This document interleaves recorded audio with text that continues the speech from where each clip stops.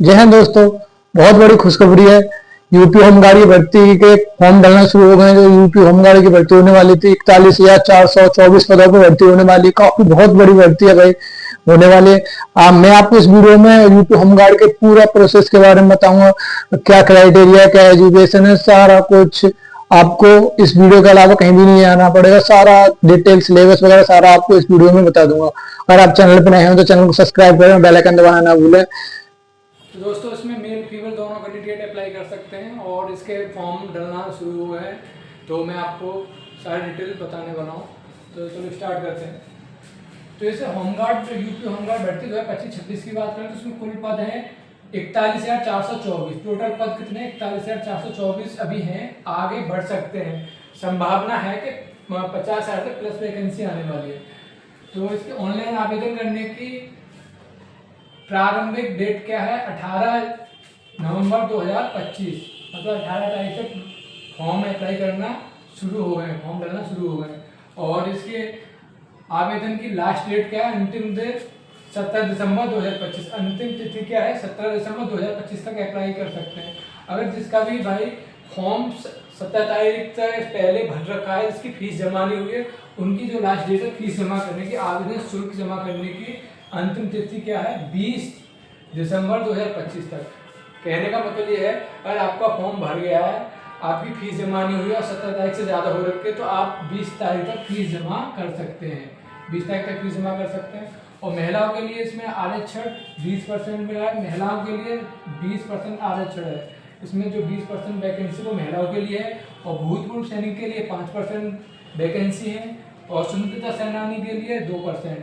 और योग्यता की बात करें, इसमें क्वालिफिकेशन की बात करें तो योग्यता इसमें 10th पास मांगी गई है। ओनली 10th पास से अप्लाई कर सकते हैं, चाहे आप आर्ट्स से की हो, चाहे आपने होम साइंस से किसी से भी की हो, और वो किसी भी बोर्ड से की हो, चाहे आपने यूपी बोर्ड, चाहे आपने सीबीएसई बोर्ड, चाहे आपने किसी भी अन्य बोर्ड से किया। अगर आप 10th पास हैं, आप ओनली 10th पास हैं तो अप्लाई कर सकते हैं, तो आप अप्लाई कर सकते हैं। इसमें एज आरक्षण की बात करें तो जिनकी कैटेगरी जनरल है और ईडब्ल्यूएस है, जिनकी एज 18 से 30 वर्ष है, वो अप्लाई कर सकते हैं। जिनकी डेट ऑफ बर्थ 1 जुलाई 1995 से लेकर 1 जुलाई 2007 के बीच आती है, वो अप्लाई कर सकते हैं। जिनकी डेट ऑफ बर्थ 1995 से लेकर 1 जुलाई 1995 से लेकर 1 जुलाई 2007 के बीच आ रही है, वो अप्लाई कर सकते हैं। इनको कोई जनरल और ईडब्ल्यूएस और जनरल वालों को कोई आरक्षण नहीं दिया गया है। ओबीसी कैटेगरी, एसटी कैटेगरी और एससी कैटेगरी की बात करें, जिनकी एज 18 से 35 वर्ष है, वो अप्लाई कर सकते हैं। जिन्हें 5 वर्ष का आरक्षण छूट दिया गया है, जिसमें जो ऑलरेडी इसमें ऐड है, 35 वर्ष में ऐड है। तो ये जिनकी डेट ऑफ बर्थ 1 जुलाई 1990 से लेकर 1 जुलाई 2007 के बीच आ रही है, वो अप्लाई कर सकते हैं। ओबीसी और एससी और एसटी, ये 3 कैटेगरी की बात करें तो जनरल वालों को कोई आरक्षण नहीं दिया गया है, उनकी एज 18 से 30 वर्ष मांगी गई है।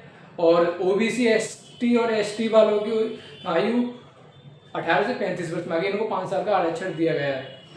होमगार्ड में फिजिकल की बात करें तो महिलाओं के लिए क्या फिजिकल है और मेल के लिए क्या फिजिकल है, कितनी दौड़ है, सारी हम इसमें बता रहे हैं। तो होमगार्ड का जो फिजिकल है, शारीरिक मानक परीक्षण PST बोलते हैं उसे, जो पुरुष हैं जिनके जो जनरल और ओबीसी और एससी कैटेगरी के अंदर आते हैं, उनका जो हाइट है वो 168 सेंटीमीटर होनी चाहिए। जहीं एससी वालों की हाइट कितनी होनी चाहिए?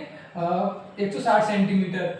और जो पुरुष हैं उनकी चेस्ट, जो ओबीसी, जनरल और एससी के अंदर आते हैं, उनकी छाती कितनी होनी चाहिए, चेस्ट कितनी होनी चाहिए? 79 सेंटीमीटर और 5 सेंटीमीटर फूलनी भी चाहिए उनकी चेस्ट। और एसटी वालों की 77 सेंटीमीटर। महिलाओं की बात करें तो महिलाओं की जो हाइट होने वाली है, जनरल कैटेगरी, ओबीसी कैटेगरी और एससी कैटेगरी के अंदर जो आ रही है, उनकी हाइट 152 सेंटीमीटर मांगी गई है। और वजन की बात करें तो महिलाओं का वजन कितना होना चाहिए? जो OBC category, SC category, general category के अंदर आ रहे हैं, उनका वेट कितना होना चाहिए? 40 kg। एसटी की बात करें तो एसटी कैटेगरी की हाइट कितनी होनी चाहिए? जो फीमेल कैंडिडेट है उनकी 147 सेंटीमीटर और वेट कितना होना चाहिए? 40 kg। 40 kg होना चाहिए। जो एसटी कैटेगरी के अंदर जो फीमेल है उनका वेट 40 kg होना चाहिए।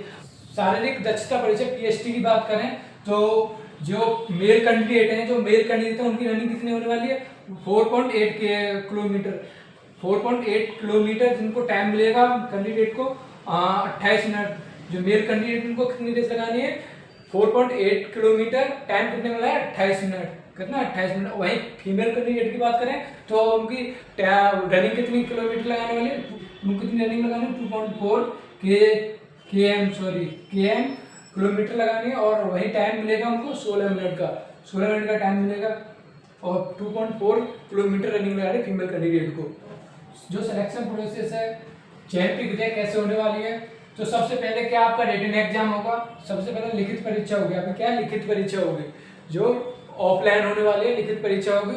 OMR ऑब्जेक्टिव टाइप परीक्षा होगी, लिखित परीक्षा होगी।